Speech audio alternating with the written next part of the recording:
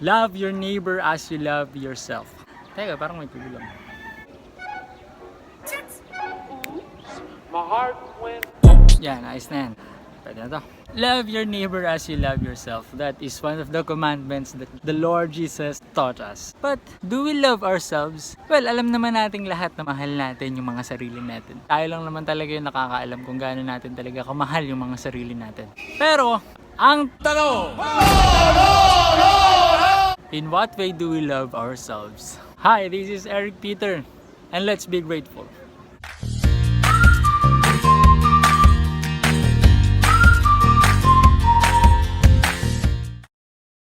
Teka. Una, let's define love, okay?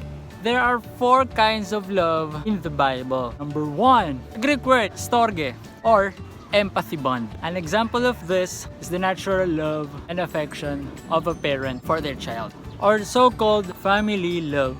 2, philia, or friend bond. From the word itself, friend, love for a friend. Yung tipong kapatid na yung turing mo sa kaibigan mo. 3, eros, or the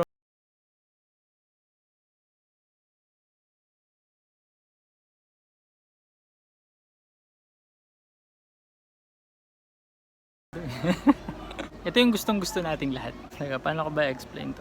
Sige na nga. Hello sa girlfriend ko, Janina Adami. Love you, baby. Anong magagawa? Laging natutulala. Tuwing lumalapit ka, tuwing lumalapit ka.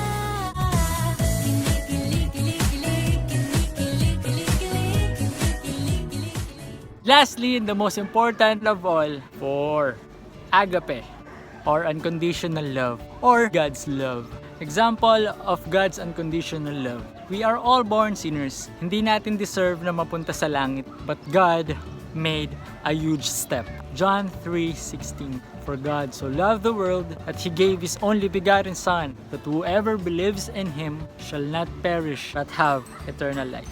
Another definition of love in the Bible, 1 Corinthians chapter 13, verses 4 to 7. Love is patient, love is kind, it does not envy, it does not boast, it is not proud, it does not dishonor others, it is not self-seeking, it is not easily angered, it keeps no records of wrongs. Love does not delight in evil, but rejoices with the truth. It always protects, always trusts, always hopes, always perseveres. Balik tayo sa tanong, in what way do we love ourselves? Di ba nga may kasabihan tayo, we cannot give what we don't have.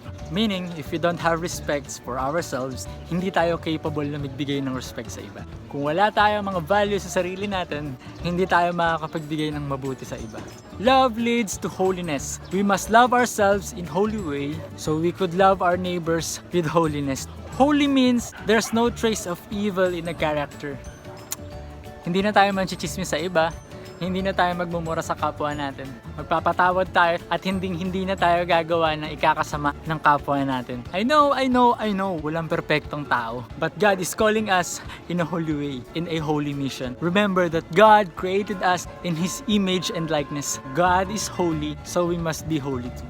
Hindi naman talaga madaling maging holy. Pero kahit umpisaan natin sa pinakamaliit lang na bagay, yung tipo, kahit magkaroon tayo ng moral sa sarili natin, tao tayo, nagkakasala tayo, pero hindi tayo tinitignan ng Diyos sa kung ano yung kamalian natin sa buhay. Hindi importante kung gaano tayo kung makasalanan. Ang importante, mag-umpisa tayong gumawa ng mabubuti para sa kapwa natin. Kasi yun ang gusto ng Diyos na gawin natin. In the name of the Father, and of the Son, and of the Holy Spirit. Amen. God bless you po. Be blessed. And let's be grateful.